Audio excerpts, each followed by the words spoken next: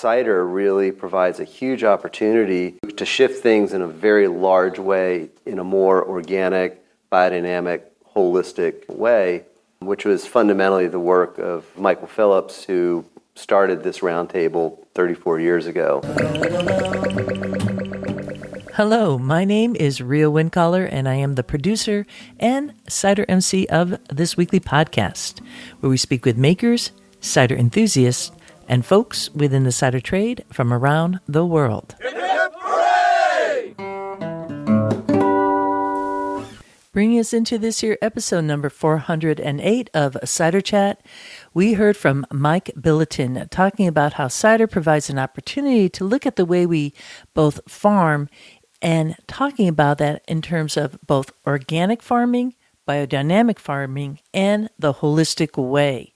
I met up with Mike this past March at the Berkshire Roundtable, which has been taking place for 34 years. This is a gathering of orchardists and cider makers who just meet up at a camp in a big old circle and chit-chat, talking about topics that really inspire them. And Mike also referenced somebody that many folks out there in Ciderville will know, and that is Micheal Phillips. He is a well-known author of many books. One of the best-known books is The Holistic Orchard, with a subtitle of Tree Fruits and Berries and the Biological Way. He also has The Apple Grower, a guide for the organic orchardist. There's a couple more books too. You can find them all at ciderchat.com. Just go to the tab that says Cider Chat Swag Store, and you'll see a tab with books. In fact, at that web page, you will find for the cider books, there's a number of different topics. One is the topic of cider making books. You could click on that. It'll bring you right to those topics. Then there's orchard care, apple identification, tasting cider, regions and reviews, children's apple books, and then specific books on the topics of pear, quince, medlars, and Sorbus domestica. You know what's really cool is that there's only like 2 books in the world now covering medlars and Sorbus domestica. So I really should say it. There's one book in the world now for medlars, and that just came out last year. And I did have the author on this podcast. And then another book on the topic of Sorbus domestica, which is a big name for a tiny little fruit that's also related to all these palm fruits. And that is super cool because it was translated into English. And I'll tell you what a beautiful book to read. And it was, Ben Kunis, who was on this podcast talking about chocolate pears, which is another word for Sorbus domestica. He helped with the translation of that book into English, where you kind of review it, like you almost like back translate a book. And he did make mention of, well, not Cider Chat, but in terms of talking about my time out at the Arnold Arboretum here in Massachusetts, where there is a Sorbus domestica tree. It was planted in 1947 from the Czech Republic. So thanks a lot, Ben. I'm going to try to remember now to put a link in the show notes to follow Ben on Instagram, because he is just amazing guy and what he did. But anyways, I'm going all over the map because there's so much to share here as usual. Do note there is a webpage at ciderchat.com. This is what I want you to really know. Besides all that other groovy stuff. And it's all about just cider books, a whole list of them. And yes, to be totally transparent, if you click on that list and you buy it, there's, at no cost to you, a little bit of kickback to Cider Chat. So it's a nice way to support the podcast. Getting back to our featured guest, Mike Biltonen, he has a business called Know Your Roots. It's based out in New York State. We're going to be hearing all about it. We'll be also hearing about his work with biodynamic farming. Yowza, this guy is just like he's like a tank full of info, and it's so cool. I was really trying to hone it in because I have a deep fondness for biodynamic farming too. I'll make mention of that a little piece there why in this conversation. But I really see it as like a step up from orchard care in my mind, and to just have somebody who is so intertwined into this really beautiful way of farming was really very, very special. And we'll be talking also about climate change and some of his ideas on what to consider as we're looking at this big climate change. So that featured conversation is going to be coming up shortly. But in case you don't know, we have a little bit of news that always comes out before that. And I get to talk about some of the things happening out in the greater world or more locally. And that is how we roll on Cider Chat. And if this is your first time, hit the subscribe button and know that you are now linked into a community of people worldwide who just love checking out each week this podcast and sharing ideas and getting jazzed up and raising a glass and being stoked to see each other when we can at different festivals or conferences and tours. And yeah, I do have a tour. We're going to be talking about that too. So without further ado, let's go to a wee bit of news out and about in Ciderville. Cider Chat has over 400 episodes in the podcast archive at ciderchat.com that are all free and downloadable. So that next road trip, you're golden. You can learn all about all the different brands around the world. And that means that for all these years, now we're in year 9, Cider Chat has been promoting the world of cider, brands, makers, thought leaders in this category. And so this season, we're asking for a bit of a cross promotion and to share that, look, if you've been on Cider Chat, to make mention of that, take a little photo of yourself. There's a lot in the show notes that you could take a photo of and post it.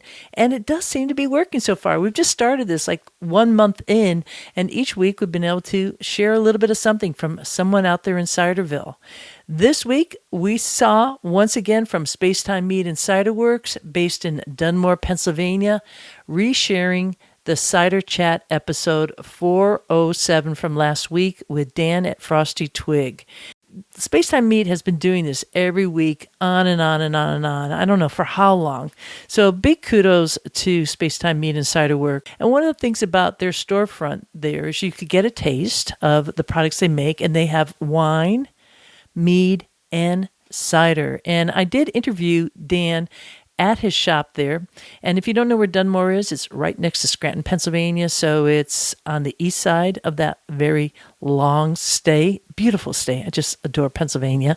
There'll be a link in the show notes to my conversation with Dan, who is the founder of Spacetime Mead and Cider Works, in the show notes to this here episode 408. We also saw mention from Frosty Twig Cider. Dan Gallagher of Frosty Twig was on last week's episode 407 talking about a cider log, and he has a downloadable cider log that you could use for your fermentation. A very informative chat for any cider maker on either hemisphere on this beautiful earth that we live. And Dan took a photo, a little screenshot, and posted it up on the social media. And so that was a wonderful cross-promotion. Thank you for sharing your episode. We also saw his friend Ryan of Bones Bottle and Review. Ryan has a Facebook page and an Instagram account. And every once in a while, he does a live stream. And as soon as his friend Dan's episode went live, Ryan did a stream, and he talked about Cider Chat in that episode. It was really lovely. In fact, I made a little spliced in video, fun little ditty. I don't know what to call it. Anyways, it was a little reel, I guess, Instagram reel. And you could see that at the Cider Chat Facebook page. And I also tagged Bones Bottles and Review. There'll be links to that page in the show notes, of course, too. But yeah, just go to the Cider Chat Facebook page if you want to see that reel. I had a lot of fun setting that up. So there it is. You can cross-promote to just do hashtag X promote cider, tag Cider Chat, make mention of the episodes that you have been on. And if you're an enthusiast or a bar owner or cider taproom owner, download that little info flyer, take a photo of it hanging up somewhere, tag Cider Chat, and we will mention you on the podcast. Dancing in the streets. Coming up in September is the French cider tour going to Paris, Normandy, and Brittany. I love going in the fall so I could taste these apples and pears that are like no other. I mean, if you're not tasting a peri pear from a 300-year-old peri pear tree, then are you really certified? I don't know. I don't know what he's certified for, but whatever. This is what we do. We do this, and we have cider dinners every night. We have 3 cider dinners with makers. We'll have a dinner with Agathe Lettier. She's a phenomenal maker up in Pédoge.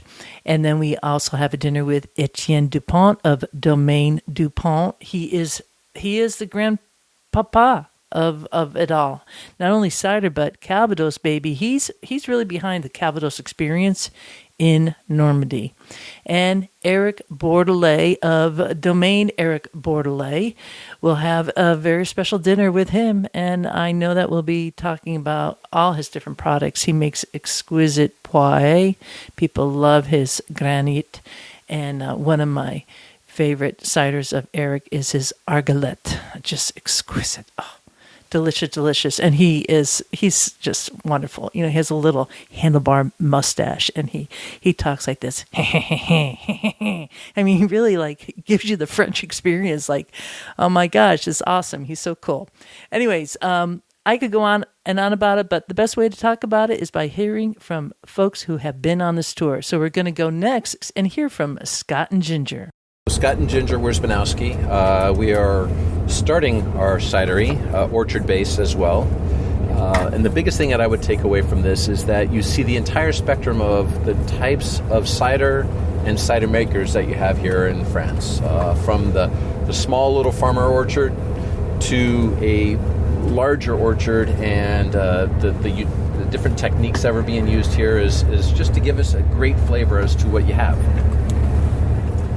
And for me, I love the fact that we're traveling with a group of people that are like-minded. They either love cider or they're producing cider, and everyone is kind of communing in this new environment where we're learning new things, but also learning from each other. So from my perspective, we've made new friends and new contacts across not only the U.S. and Canada, but also in France. So I think, Ria, the way you've built these relationships with all of these cider makers and Calvados makers, etc., and they love you. They see you come, and it's like someone greeting the bus with open arms, and that's, I think, for me, has been just very special. And the stories you tell along the way, because you can go shopping somewhere and walk into a store or walk into a liquor store and have one experience, but when you're seeing the maker, when you've already had this pre-existing relationship with them, it just makes everything magnified and tenfold the experience. So I think that's been great. I totally agree, Ginger. That was Scott and Ginger Wierzbanowski, and they have Olympic Bluffs Cidery and Lavender Farm. That's based up in Port Angeles in Washington State, and they are going to be featured on an upcoming episode of Cider Chat. Wait till you hear their story. But the cool thing for me, listening to what Ginger said, it's a very personal experience. So I hope that you're getting a sense of what it's like to be on this tour. It is really like no other. And I never know if I'm going to do it like the next year. I really don't. This could be the last French cider tour that I ever do. I hope not, but it could. I mean, situations change. So this is your opportunity now to sign up. Go to the Totally Cider page at ciderchat.com. You see the reservation page there, and I hope to see you in Paris. Up next is our featured presentation, making this a very good time to grab a glass and join this chat with Mike Biltonen of Know Your Roots, based in New York. We have some cider here that I see that you made. It looks like just a beautiful cider. This is where I first want to just start. It's just raise a glass to you. Cheers to your health. Absolutely. Yours too. Wow, complex cider too, full mouthfeel, a little bit of astringency, some tannins. Well, this is the way to kick off a cider chat. Thank you. I'm so glad we have this opportunity because I know you've been doing this consulting for a while. You also have this expertise and are like a think tank of knowledge in terms of biodynamic farming and orchard care. And you're an educator. I have an idea about you, but let's give the rest of Ciderville a little bit of your backstory coming into this work and start there. First of all, thank you very much. This is a real honor to be here and a pleasure. This is my 41st year farming, or when I was a sophomore at Virginia Tech, which I grew up in Virginia. I started at a very large orchard, 1,500 acres of apples and peaches, a few other things thrown in there, but primarily apples and peaches. Cut my teeth, so to speak, those first few years, graduated, worked there. After I graduated, left to go to Cornell, got my master's degree, started a PhD project, and left that to go work at another large but much smaller than the previous one, orchard in Minnesota, which when most people think of Minnesota, they don't really think of apples, at least it's not the first thing that comes to mind. But that was really a tremendous opportunity that I had. And I was there for 8 seasons, left, came back to the East Coast. And except for 1 year when I was in California, I've been in New York since 1999. And I've worked primarily on the production side as a manager, orchard manager for other people in the Hudson Valley. My last production job was at Red Jacket Orchards in Geneva, New York. I left that in 2014 and went into consulting full-time. I had been doing some consulting on the side prior to that, but I've always had this sustainability thread through everything that I've done, and it didn't take me very long, quite honestly, without demonizing, conventional farmers, to see how bad chemical farming really was for the land, for the food, for the people that worked around it. I saw some things which I had just as soon forget, and so I always was on a path of trying to figure out how to make it more sustainable. And in the process of multiple people telling me that organic was never possible, we saw USDA Organic come in, we saw large companies like Stamilt go organic with their apples and peaches. We saw Red Tomato Marketing and the Eco Apple program come into being in the early 2000s, and I worked with them for a while. And now we're at a point, and I think that cider really provides a huge opportunity to shift things in a very large way, in a more organic, biodynamic, holistic way, which was fundamentally the work of Micheal Phillips, who started this roundtable 34 years ago, in whose footsteps we walk in as we do this work every day. Mm-hmm. But I really think that we're at the edge of something really wonderful, not just in terms of what we can do internally in our own little cider world, working with funky little varieties, but for farming at large as we start to reveal that we can do things very sustainably and grow good, very nutritious fruit. When you were growing up, were you thinking, oh shoot, I want to do a career of farming and going into pomology, and was that kind of where you were at? Well, somewhat ironically is that my mom and dad found me under a cabbage leaf in the neighbor's garden. So little Mike, the seed was planted.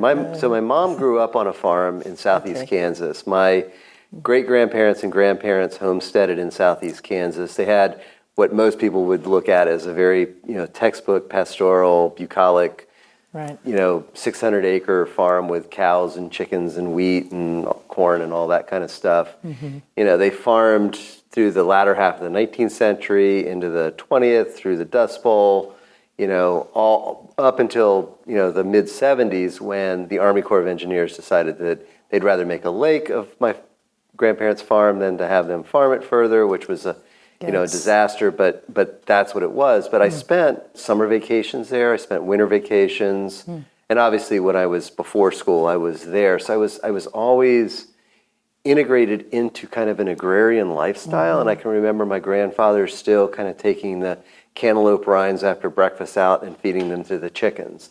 Things that we think are novel today in terms of how we feed chickens to get good eggs. I mean, they were doing this, 60 years ago, 100 years ago. So I have like a really great picture of me as like a 3-year-old standing on the seat of an Alice Chalmers tractor in the hay barn. I can remember as a 8, 9, 10-year-old climbing into the cab of a combine that was just sort of sitting there, pushing this switch that I wasn't quite sure what was going to happen. And that engine turned over, and I was out of there in an instant. It didn't start, but scared the living what out of me, and so I was off. But I was always integrated that. When they sold the farm, or I should say, when they had to sell the farm, the money went to buy another farm outside of town that my uncle farmed for a long time. So there is that thread. That said, is that as a 14, 15, 16-year-old kid, I had no inkling that farming was something that I would go into. I always loved the outdoors. I guess I wanted to be a botanist or a plant physiologist, but I got into farming and horticulture. So, All right, well, we're all the better for that. You're out in the Finger Lakes, out in Trumansburg, where there's a lot of cideries. You have a lot of apples going on. Were apples always a key focus? Where was that juncture for you? apart from the conventional nature of the first orchard I worked at, there were a lot of very interesting varieties, southern varieties, that are a bit more commonplace, at least in the vernacular today, than they were back then.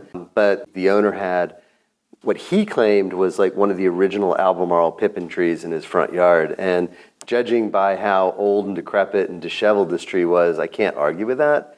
But they also grew summer Rambos, Grimes Golden. Was that in Virginia now? That was in Virginia. Right, okay. Yeah. There were a lot of typical dessert varieties because that's what they were into. So a lot of Red Delicious, Golden Delicious. But like I said, summer Rambos, Grimes Golden, the real wine sap, the tiny little tart, very deep burgundy red wine sap. And when we're talking back then, it wasn't for cider making. Oh, right? no. The best way to put it is there were some probably old timers that bought fruit that sold it into specialty markets. Okay. I grew up in Charlottesville, and there were, by virtue of the fact that UVA was there and people, even though the world of foodieism hadn't really transpired at that point, there was a supermarket there that carried specialty items that you wouldn't have been able to find anywhere else in Charlottesville at that time. And not that everybody sold their products there, but I think that there were people, and probably people who had a memory from a childhood of like that summer Rambo or that Grimes Golden or whatever.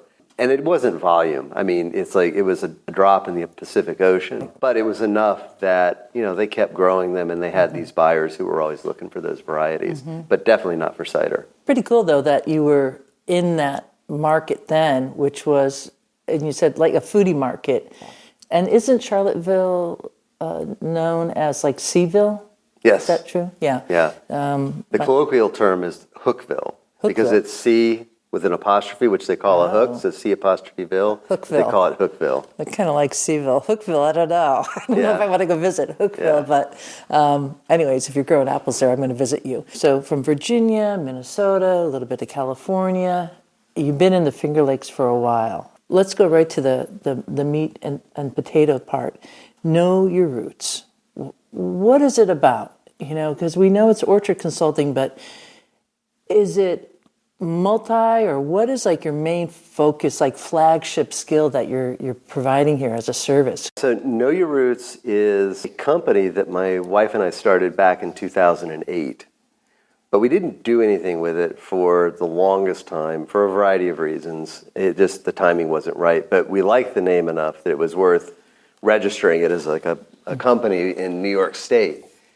And so the time came where we decided, well, let's do something with this. So my wife is an herbalist, and so she collects and processes herbs and makes herbal medicine and consults with people on that end of the spectrum. I was, at that point, just getting into consulting, and so that was kind of like my part of it. I work with growers at many different levels. There's one project in the Hudson Valley where I'm helping somebody revitalize an old farm that has a way abandoned orchard, probably past salvation, but the landscape is such that we can create a food forest out of this. We can plant different apples and pears and other things. Helping him set up an organic vegetable garden to grow vegetables for restaurants down in the city. And I also work with very established orchards who have multiple crops, multiple acreages of apples, stone fruit, small fruit, who are looking to expand and grow out of that. So we can start at the very beginning and move forward. But with an established orchard, it's really, I think, dealing with the integrated pest management complex of apples, all the different disease and insect pests that are out there. Obviously, I'm coming at it from a holistic perspective. Let's divide that up a little bit, because there is like integrated pest management. One could go to their university and get a whole bunch of info there, but you're kind of like doing something a little bit extra here. Right. Perhaps we just start with the definition of a holistic orcharding. My definition of holistic orcharding is really kind of a biodynamic definition. It's looking at the whole, thinking of the orchard as a living organism, a living being, of which the farmer, the grower is a part of that ecosystem, if you will. I try not to reduce things down to a particular thing, like just looking at X or just Y or just Z. But if there's a disease issue, if there's an insect pest issue, if there's a soil fertility issue, how can we address this in a holistic or an all-encompassing, comprehensive way using organic and biodynamic means? And that, to me, is really what holistic orcharding is about, and why it's exciting to start out with somebody who's just starting out, because we can pick the right varieties. An orchard that's got dessert varieties that were planted 50 years ago isn't necessarily going to be as easy to work with, because those varieties bring their own set of challenges.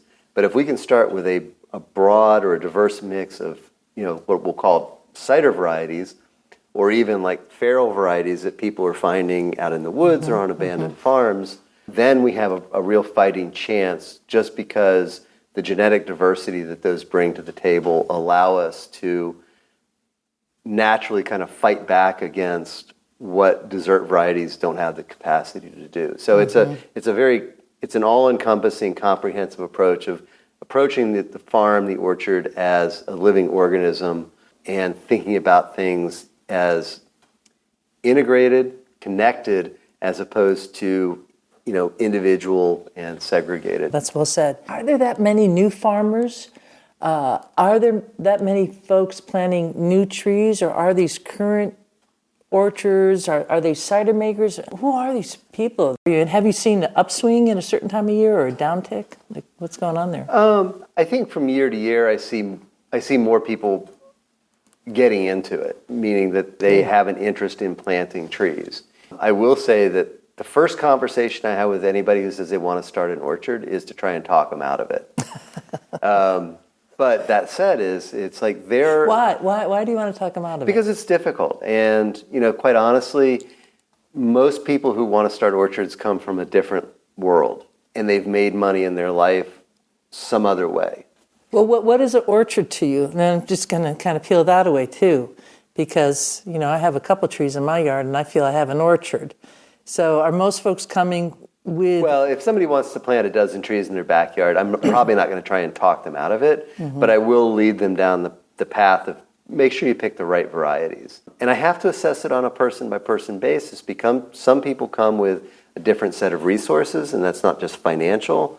It could be a time resource. They want something that they don't really have to think about, or they're going to show up on weekends or whatever. So I have to assess it on that. But typically, somebody who wants to plant a dozen trees in their backyard, I'm not going to talk them out of it, but I will lead them in the right direction so that it's very low maintenance through variety selection. And the rootstock? The rootstock to a secondary degree. Okay. I mean, the rootstock definitely plays a big role, but if the variety, let's just say something silly like Macintosh, which is a great variety in and of itself, but very susceptible to scab and has a bunch of horticultural issues with it that make it, a management challenge for some growers, that would not be one that I would recommend, regardless of the rootstock that it's on. So there are just some varieties that have challenges that cider varieties, by and large, don't. Although I can point to a few very popular ones that have some severe challenges. You're kind of starting off with something that isn't native to the area. People think, apples are American pie, but it's not native to America. Well, and that's part of the problem with and it's not the problem with wanting to pursue holistic orcharding. It's the challenge of holistic orcharding in that nothing is native. Neither the pest nor the plant are native. When we talk about evolution or coevolution in this case, there's not enough time for them to have co-evolved together. Now, there are certain varieties that express certain resistances. So certain resistances to some diseases, some resistances to certain insects, but from a true ecological perspective, there has not enough time has passed for these to truly co-evolve and then to be able to coexist without any intervention. This is the beauty of the apple forests in Kazakhstan or the stone fruit orchards in China. Those are not just thousands of years old, but probably millions of years old in certain respects, where they've co-evolved. So is it regional, though, when you're talking here, that your work, in terms of a variety that's having a lot of difficulty, are we talking specific to the Finger Lakes region, or are you just talking broadly there? I think typically, the Northeast experiences very similar issues. But from a broad 40,000-foot perspective, we're all dealing with kind of the same pressures. We're just, we're solving those problems through genetics and through other, we'll call it management techniques. This is where it gets a little overwhelming for people. It's so freaking broad that it's like, how the heck do I hone this down? And I feel defeated before I even picked up my apple. And we don't want that. We want people to grow apples. So what do you say people, besides talking them out of it, how do you talk them into it? Well, I guess on some level they've kind of talked themselves into it first. This is true. So, yeah. But I guess I'm in some respects and I hesitate to say this, is I'm kind of like a pomological life coach. We get past the this is why you shouldn't do it part, and they're like, no, I want to do this. And then I'm like, okay, so tell me about what your vision is. Why do you want to do this? What is your end goal in this? Do you want to have a few trees? Do you want to start a cider company? Do you want to have a roadside stand, a CSA? Do you want to sell apples to Hannafords? What's your vision? Where do you want to end up with this? Right. And then once I get an understanding of where they're at, and they probably also get a better understanding of where they're at, because nobody's asked them that question, at least not in the same way, then I'm like, okay, these are the things that we need to think about.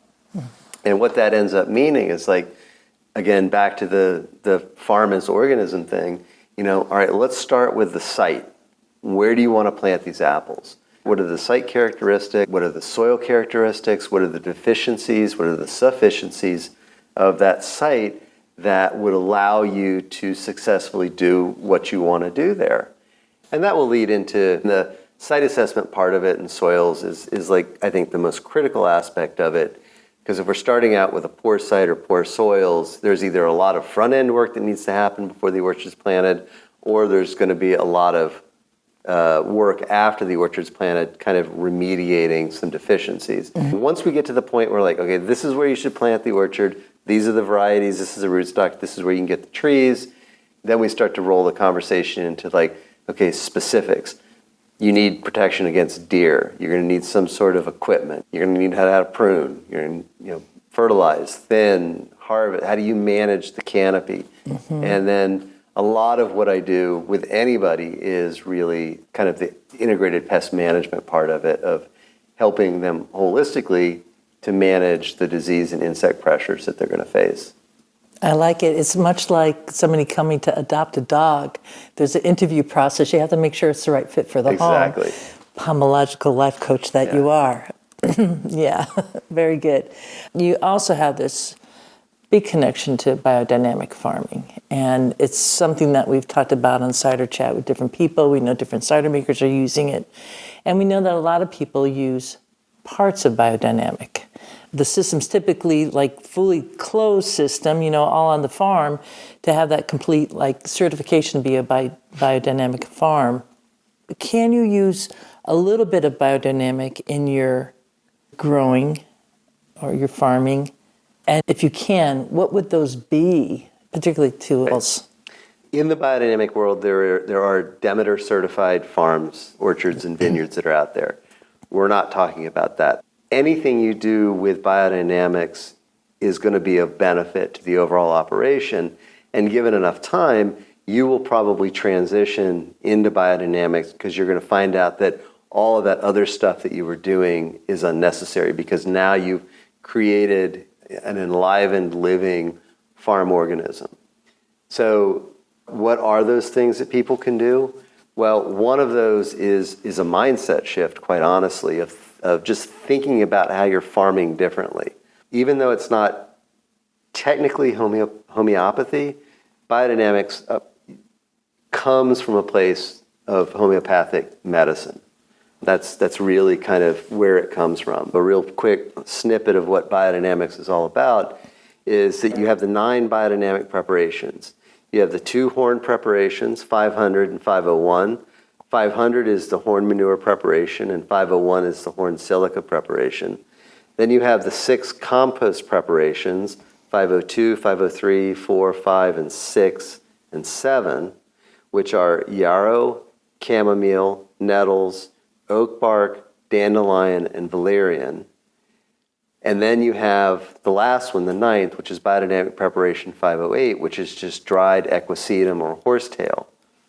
And there's an astrological association with each of those.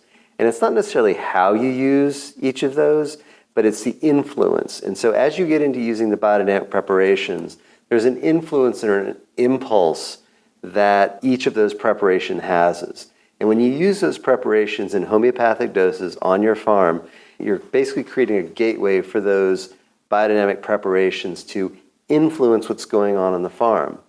And so if you want to have more physical or a more earthly influence, you're going to use biodynamic preparation 500, the horn manure. If you want to have a more cosmic influence, you're going to use 501, which is the horn silica.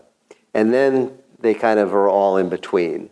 The yarrow, the chamomile, and the oak bark kind of have an inner planet, so Mercury, Venus, Moon, and I know the moon isn't a planet, but in biodynamics we consider it a planet. Those have inner planet impulses or reproductive and fertility type of influences.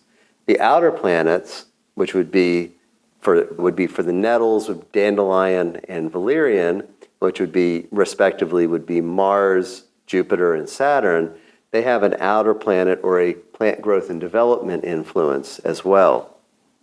If you approach biodynamics as both an esoteric science, but also a practical farming method, you can use these in a way that if I want to influence the reproductive and fertility energies that are on my farm, I'm going to use one of the preparations that has an inner planet association.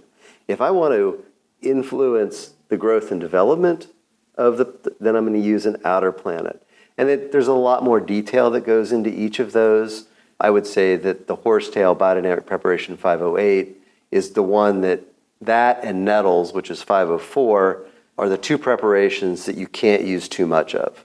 I mean, you could put those properly into your orchard, onto your vineyard, into your farm on a weekly basis and not do any harm at all. And you could also make plant teas from each of these as well as use the preparations. But so that was great. Let's explain to listeners out there in Ciderville a little who don't really have a good baseline of BD, biodynamic. When you say preparation, or we're talking about horn, I know what it means because I lived with a biodynamic farmer for 20 years. What is the short version of what you mean by preparation? So you're taking a physical substance, you are putting it inside of essentially what amounts to an animal sheath. Could be a cow horn, could be a deer bladder, could be an intestine, with the exception of nettles, although there is one side note on that. You're putting this physical substance, this plant or the manure or the ground quartz, into a plant sheath, and you're allowing it under the proper circumstances to transform into a colloidal composted preparation or treatment. And it literally goes from raw cow poop and a cow horn to looking like a fine colloidal compost when it comes out. But when it comes out and how you apply it is you're not applying a substance, because you're literally going to apply maybe a cup of biodynamic preparation 500 per acre. And even then, you're not actually going to be putting 500 out because you're radiating the energies out into the water that then carry it out into the landscape. As an example, the horn preparations are probably the easiest, is we take a cow horn, we fill it with cow manure, and we do this during Michaelmas, which is the latter part of September and October. We fill that, we bury it under the ground over the winter and into the next year. We'll dig it up in June, maybe July, depending on the year. And when we dig it up, it's usually filled with all types of microbial life but it is transformed now from this raw manure into a colloidal compost. And in the process of being buried underground, and this is where the esoteric science comes in the wintertime, the earth is basically breathing in. Nothing's growing, or nothing should be growing. The earth is breathing in, it's relaxed. We're huddled by a fire, reading a book, drinking some cider, or having a tea, or whatever. We're doing the same thing. We're doing what's called the inner work. And the earth is doing its own inner work too.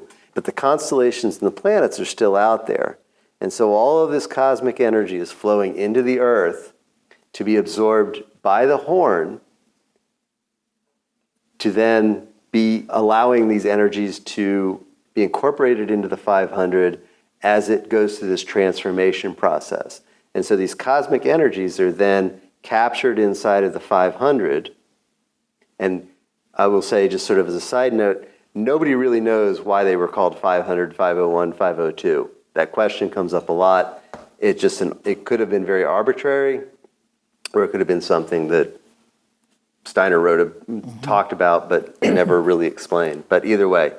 So now we've got cow poop and a horn buried under the ground. Cosmic energies are flowing into the earth as it breathes in, and then those energies accumulate into the 500 vis-a-vis the horn, which is essentially, it's a conductor, cosmic conductor, that manure will then transform into this colloidal compost, dig it up. If it's ready, great, we'll use it. We kind of process it a little bit, then we'll mix it or potentize it in water, stirring for an hour in reversing direction every so often to create chaos and a laminar flow, etc., bringing more cosmic energy into the water, but allowing all the accumulated energy in the 500 to radiate out into the water.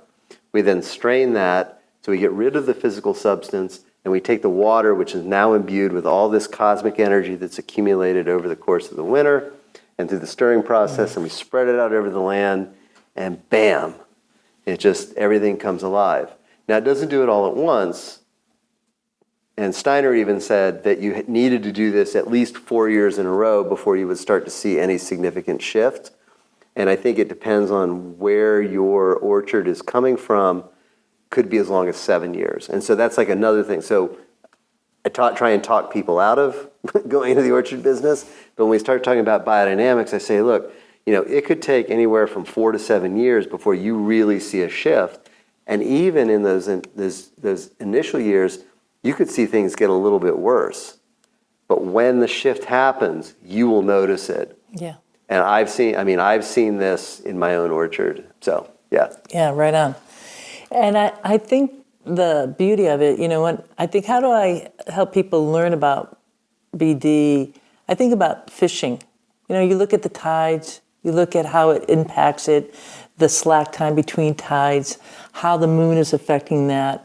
It's affecting our planet constantly. So that's at like the very base level. It's very approachable. If folks are interested in learning more about this, and we're hoping that people's interest does get piqued by this, where would you say for them to first kind of go to kind of dip their toes in here and get a sense of it?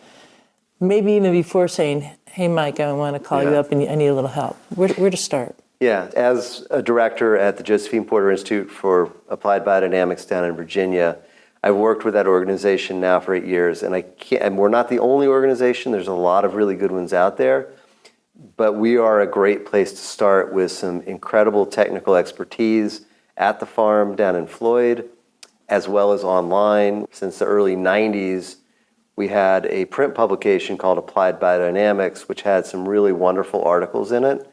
We've moved all of that digitally to a Substack site where we continue that tradition, but just not in a print format. But you can still buy a lot of the old back issues of Applied Biodynamics.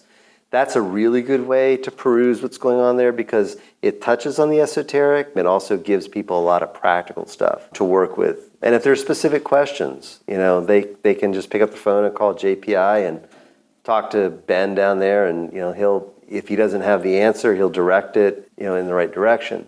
We also do workshops down there.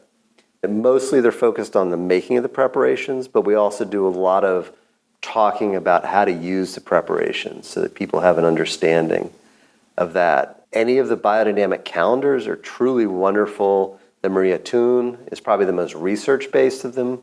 That's an incredible resource. The Stella Natura biodynamic calendar is an amazing resource. And the Celestial one is great. It's more astrologically oriented because they actually have an astrologist on staff that helps them interpret things a little bit differently. Mm-hmm.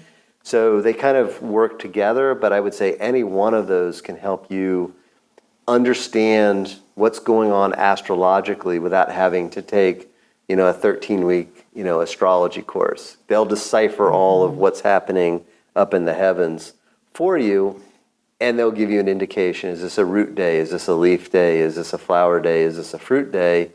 So that you have an understanding of what the impulses are from the constellations and the planets that are happening in your orchard.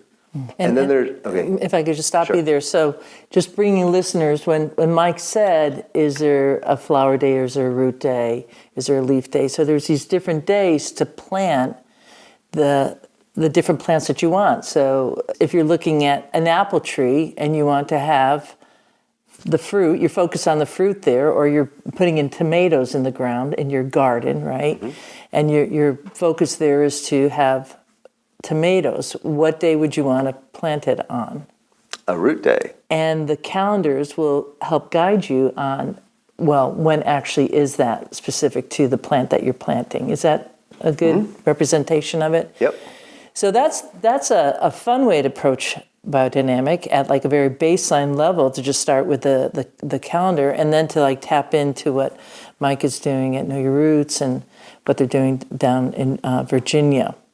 For a lot of the esoteric conversations we have around what biodynamics is, the fact is if you go buy a couple of units of 500 and just with intention sit down and mix it with your hand for an hour in the afternoon and then spread it, using a bucket and an old paintbrush. None of this is fancy. It's not expensive. I think that's one of the beauties of it. And it brings you into the process and allows your intention to be part of what you're doing. 500 is probably the most used of the preparations. You don't have to make it. You can buy it. But if you want to make it, it's a pretty easy process. Just go find a cow and a cow horn somewhere. Preferably the cow horn's not on the cow. But and cow horns are hollow. That's a difference between horns and antlers. Correct. And that's just something folks should know if you don't. So, so I would, again, I think there's there's the calendar. I think there's some very good basic books and articles that people can read. JPI is in the process of just releasing a book on beginner biodynamics, which is an accumulation of a lot of these old articles that came out of applied biodynamics. Fantastic. Which is good. Pierre Masson wrote a wonderful book on biodynamics. But really, it's the best way to do biodynamics is to do biodynamics. Buy some preparations, it doesn't cost much. With intention, sit down, stir it, apply it, and then just read and read more, because it's so incredibly fascinating on many different levels. And the history goes way beyond Steiner. It goes back, 5,000 years to ancient Babylonia in many senses. And Steiner was just able to kind of bring a lot of that knowledge together and aggregate it in a way that the farmers in 1924 were able to take what he was saying and go out into the world and try and make it a better place. So, I think that's really it. Read a little bit, but sit down and stir some 500. Yeah, why not? Yeah. And I want to recommend following Mike on Instagram, because I saw you put up some really cool photos of when you're out in California. Oh, yeah. Because there's other ways to stir it too, but we'll leave you on the edge there. Yes. And there'll be a link in the show notes for that. All things considered, we're in 2024 talking, what is the best part of working in your field? That every day is different, Sometimes that's frustrating, but I don't ever wake up and think I'm going to have a boring day at work, And I love the challenges and the questions and the constant working for that seemingly unreachable brass ring or goal or whatever, and helping people learn how to grow healthy, nutritious food, whether they make it into cider or not. Helping them grow healthy, nutritious fruit and walk on the land with the least impact, I think is, that's what it's really all about, Well, that's pretty joining. That's a nice statement. So I'm going to then move to the next one. What's the biggest challenge right now? And I'm going to kind of focus in terms of climate change.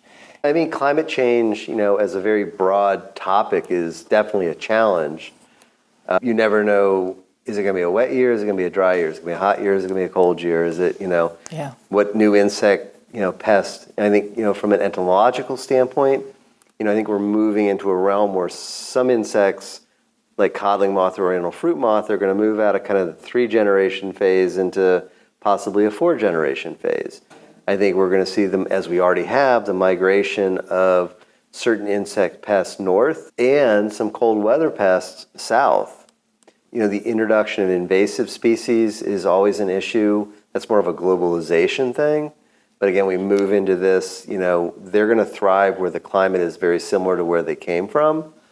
And, where on the map is that going to be? What new problem are we going to have? Mm-hmm.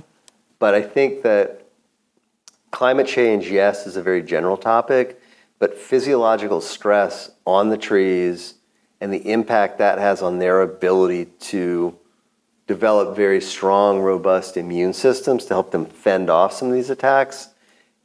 How do we integrate ourselves into that process to help them help themselves? Because synthetic pesticides have basically dumbed down that ability because they've put super armor on them, and like I say it and I'll say it, 100,000 more times before I turn into compost. But I mean, conventional farming is the way that it is because it works.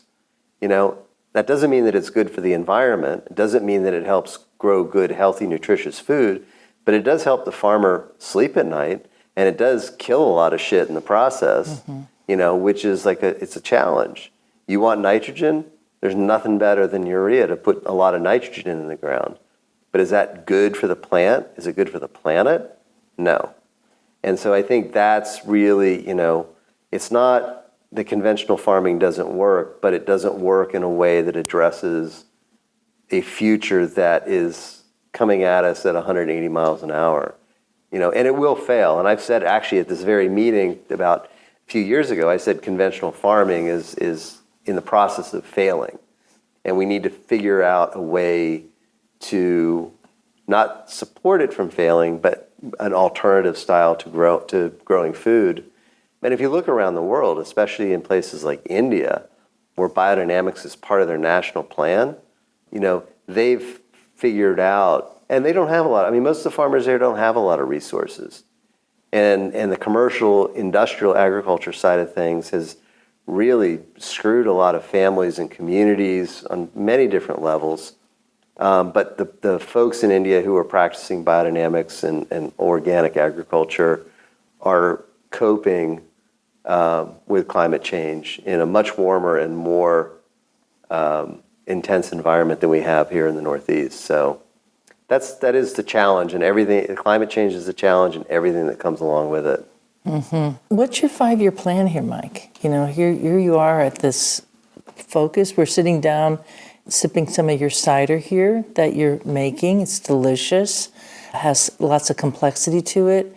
Is this the avenue that you're going with this knowledge bank? Because you are certainly, somebody with a very deep well here of knowledge. I feel like we could just talk about nettles for 2 hours, and that would just be the tip of the nettle, right? So where do you go? How do you kind of focus in on what you want to do for your future? As a person with 2 degrees from 2 different land-grant universities, I have a lot of respect for the history and the current efforts and struggles that many of those programs are going through right now. But I feel that they're not asking the right questions. They're not pursuing the right research. And that's one point in my 5-year plan of Can you say a little bit more about what you mean by that? Can we just? I think that they still kind of go to the cheap and easy route. What is going to be acceptable to farmers, instead of being very creative and innovative in not only how they ask the question but how they address potential solutions. They need to look outside of the box. As an example, Yeah, please. I was on a call, and I won't name names just to protect the innocent, but I was on a call last year shortly after the big freeze that we had, and there were some folks that were on the call, some from Cornell, some not. And we were discussing the freeze about, what do we do in the future? I mean, what are our options? And it basically came down to a response that was, well, we can light fires or we have wind machines. Neither of which, it's like somebody who has a 10-acre orchard can't afford a $60,000 wind machine, and nobody wants to keep, all those smoky fires going all night long on a 10-acre orchard because, it's impossible. And so I had suggested, well, why don't we look at some novel solutions? How can we improve the capacity of the plant itself to be more resistant or more resilient in the face of cold temperatures and frost? And my premise for that question was, so at my house in Trumansburg is not a place to grow fruit. It's very cold there.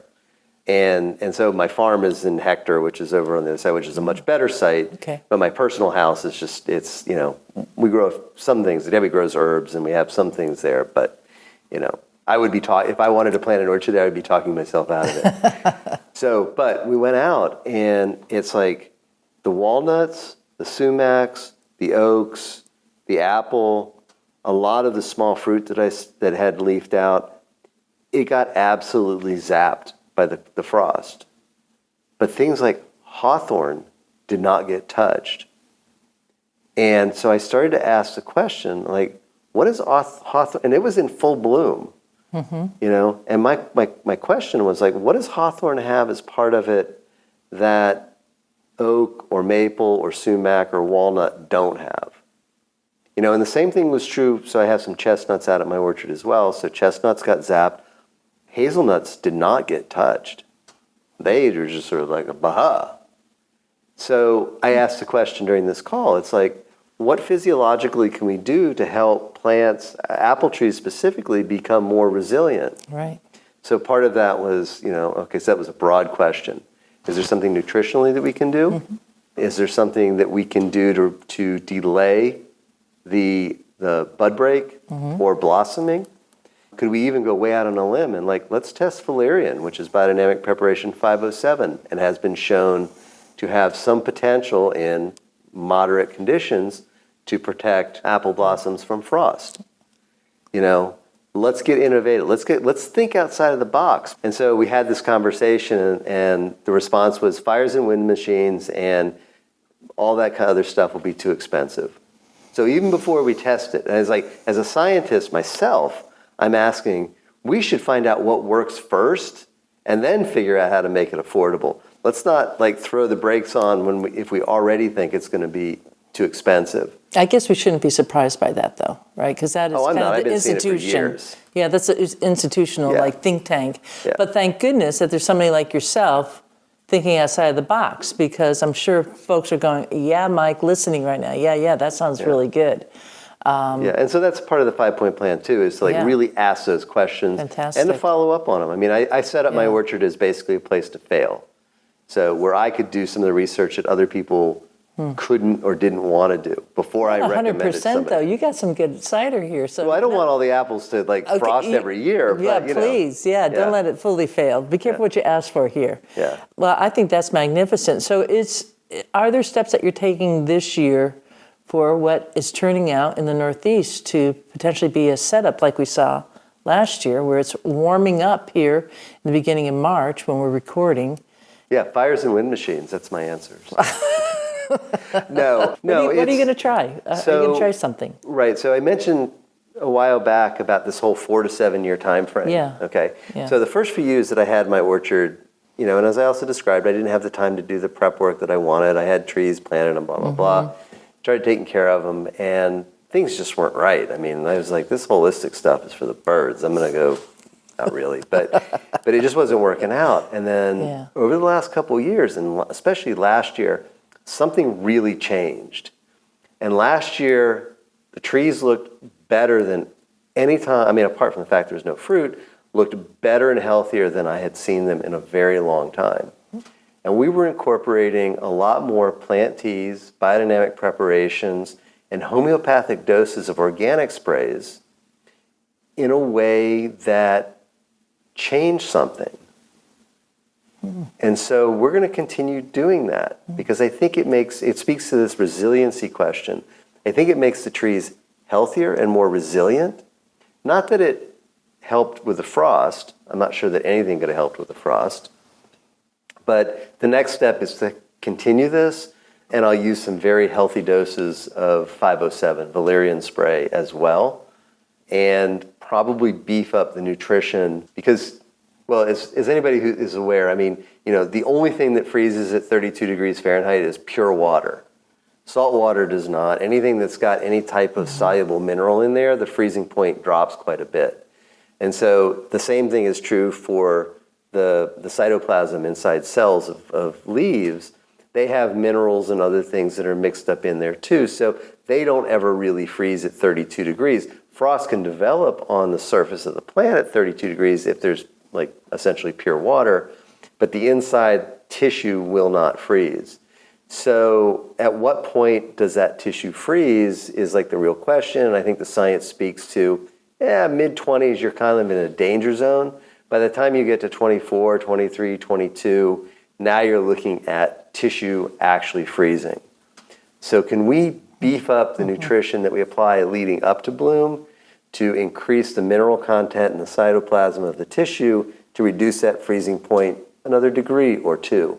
Can we combine that with valerian to buy us another degree or two? I don't think we'll ever get to the point where we can figure out what to do if it gets to 12 degrees Fahrenheit, during bloom, but maybe we can get out of this zone where 25, 26 is the threshold to maybe where 23, 24, 22, 23 becomes the threshold by doing some of the right things leading up to bloom, making those plants healthier, which ironically is not the way that conventional orchardists work. They do not work nutritionally with those trees ahead of time. They'll put nitrogen down and they'll do a little this, a little that, but they don't focus on really building the integrity of the tissue and the cell cytoplasm. Yeah. So that's what I want to do. And I'm going to just continue to work with that. I mean, that's really exciting. is what it amounts to. Yeah. I mean, you're speaking, it makes sense, and I have a feeling that you're going to be taking this bull by the horns and like kind of wrestling it in a good way. So I'm excited to follow it, and I hope that ironically, I'm a Taurus. So. Oh, geez, there you go. Yeah, right on. I want to talk a little bit about your cider because I don't want to miss the opportunity for that. Can you tell us a little bit about what you're planning on cider making? Is that something you want to share? Or Sure. Well, cider is something I've enjoyed for a very long time. And as you're well aware, we have a plethora of really incredible cider makers in the Finger Lakes. Mm-hmm. And I started making cider 5 years ago. This particular vintage was completely serendipitous. We worked with largely foraged apples. Some were out of my orchard, but most of it was just largely foraged apples from this really incredible project that we're working on outside of Dryden, which is a town just outside of Ithaca. And we had never worked with the apples before, but we tasted the apples, we looked at the apples, we smelled the apples, we tried to get a sense of how they would work together. And like I say, it was serendipitous. We just kind of, we hit upon something that really worked. What I think is very special about these ciders is that they only got better with age. They were not really good 6 months after we bottled them. After a year, they started to get better. 4 years down the road, they're pretty frickin' nice, and... So is this a 4-year-old cider here? Yes. Yeah. So we're in 2020, you made it, which is, everybody was making cider because they're like, oh, we got to do something. Yeah. I mean, that's pretty classic with cider. It does get better with age. Can you tell us a little bit about the apples that you're using? In your They were all foraged. All foraged. So just a little bit about this orchard, which is in Dryden. It was purchased by a guy who I got to know. He lives out of state, but it literally has what I consider to be kind of the local Kazakhstan apple forest there. There's literally 300 trees that are just spread throughout the property. You can tell pretty much which ones were planted 100 years ago, which is about 12 of them, and the rest of them are just either people dumped deer apples there, or the deer ate the apples and pooped out the seeds, or whatever the case was. But not every single, but the vast majority of the trees produces apples that's distinctly different from the others. So there's that part of it. And we just chose the best of the best that we had that year, because some trees produced and others didn't. But what we did is we chose the best of the best of the best apples, and we sent some samples to Cameron Peace out at Washington State, had them analyzed. None of them came back as a known variety, but they all had a common parent or grandparent, which was yellow bellflower. Oh, there's a few other things that were thrown in there, and I can't remember right off the top of my head what it is, what the other things were. Yellow bellflower. Yeah, which apparently was a very common cider apple that was being planted in our area back then. Throughout the Northeast. Yes. And so, there's a lot of yellow bellflower in this, but it was like the 2 generations, beyond that led to the apples that we actually put into the cider. And so we'll continue to work with that, and I think as we learn, we also made a 2022 vintage from different apples, but from the same orchard, as well as some apples from mine. But we'll continue to learn more about these apples and how they work together. We've got very detailed notes on, And will there be a sale of cider? That's the other side of the coin, is like with so many really great cider producers in the Finger Lakes, all of whom I admire immensely, I didn't want to just make another cider and put it into the market. Well, you're not making just another cider. You're making your cider. Well, and that's why I'm leaning towards getting my license this year. And it's not just another cider that I decided to make because I had some apples. So I feel really proud about this. You should be. Yeah, it's very good. Thank you very much. I had this one question here. What would you have told your younger self that you know now? It's something that I think a lot about. If I could have told myself 30, 35 years ago, was to not be bashful in asking the important questions and to not listen to the naysayers. I didn't really listen to the naysayers, but it's certainly when somebody tells you over and over that organic orcharding is just something that you can't do in the Northeast, it tends to have an effect on you. And so I moved a lot slower than I would have really liked to. I would have much rather not been quite so bashful and been a little bit more outgoing. That is great advice. And don't be afraid to say that the emperor has no clothes on too, because that's the problem when you deal with big institutions. Is like, there you go. In many ways, they are walking around naked in the streets. There's a world of adventure out there in this pomological universe that we live in, and I think we've, the stuff that Micheal Phillips did, the thing that we're doing, what Rudolf Steiner did with Biodynamics, et cetera, I think we've just kind of cracked the lid on this thing, and that in the next 10, 15, 20 years, we're going to see some amazing things happen that will allow us to contend with climate change, if not help solve it. Thank you. Thank you very much for the time. It's been a real honor. Thanks. If you'd like to get a transcript of this conversation with Mike, just go to the Cider Chat Patreon page and you'll see transcript for episode 408. And that's free for anyone. But if you are so inclined and you do find value from this podcast, I want to encourage you to become a patron today. It's because of listeners out there who support this podcast that these episodes are able to roll out to you each and every week, encouraging you to grab a glass and join this chat. And with that, I leave you here. This is Rio Wind Caller signing off for now. Looking forward to seeing you in Ciderville. We like cider, we like palms, we love orchards and having fun. There is a reason. There is a reason why we do it like this. Oh yes there is. There is a reason why we do it like this. Oh yes there is. There is a reason why we drink it like this. Oh yes there is. There is a reason. We like walking through the orchards, dancing in the streets, smelling all the blossoms, kicking up our feet. We like cider. We like palms. We like orchards. Having some fun. There is a reason. There is a reason why we do it like this. Oh, yes, there is. There is a reason why we do it like this. Oh, yes, there is. There is a reason why we drink it like this. Oh, yes, there is. There is a reason. We like walking through the orchards, dancing in the streets, smelling all the blossoms, kicking up our feet. Oh, yeah. We like cider. Oh, yes, we do. We like palms. Oh, yes, we do. We love orchards, having some fun. There is a reason. There is a reason why we do it like this. Ba-da-da-dum. There is a reason why we do it like this. Ba-da-da-dum. There is a reason why we drink it like this. Ba-da-da-dum. Ba-da-da-dum. We like walking down the orchards, dancing in the streets, smelling all the blossoms, kicking up our feet. Oh, yeah. We like cider. Ba-da-da-dum. We like palms. Oh, yes, we do. We like orchards, having some fun.